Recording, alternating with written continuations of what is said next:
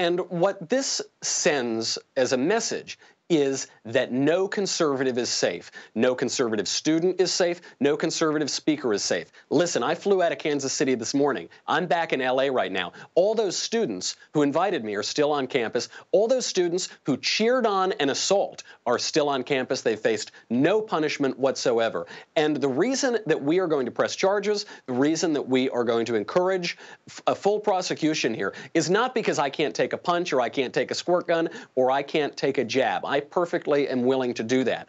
But what about every other speaker? What if it were you? What if it were other of our friends in the conservative movement? And what about those students who have no defense whatsoever? Fortunately, the police were extraordinarily professional, extraordinarily effective. But the university is abandoning those conservative students. They have no defense, and so we need to stick up for them, and we need to make sure that there are consequences to political leftist violence. Right. And we need to ask all leftists, too, why they aren't condemning this type of attack, if political violence is okay with them, as long as that violence is aimed at conservatives. So you said it wasn't bleach. It's my understanding that by using a different chemical substance, one that has a bad odor or resembles bleach but isn't actually bleach, that attacker could avoid a felony. Is that correct?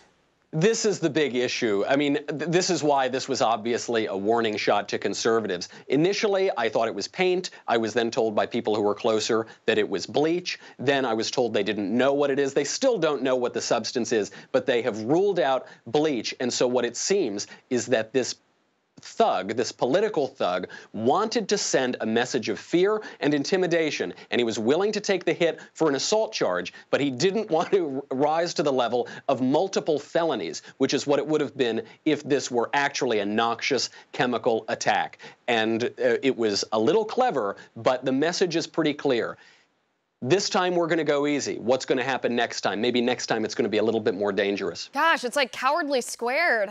I mean, it's cowardly to try to stifle somebody else's speech just because you are threatened by, conservative values, or even if they're offended by what you say. They have a right to be offended, but so cowardly to try to stifle people, and then how cowardly to do this in a hoax way as well, to try to fake part of an attack, to spark the fear and the reaction, but to get off himself easily without charges. Such a coward.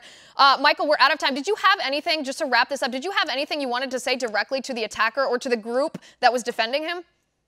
I have nothing to say to those people. I tried to give a lecture last night. They were invited to come to it, and they chose to shout me down and try to physically attack me during that speech. So I have nothing left to say to them. What I do have to say to conservative students on campuses all around the country is that we will not be intimidated. It was suggested that I cancel the rest of my tour. The tour just got 10 schools longer. We're going to be going around to many, many more college campuses. We are not going to shut up. We're not going to let them intimidate us, and we are not going to let them take over the universities and take over our culture and take over our politics because they're the bigger bullies. Ain't going to happen. We're going to fight back.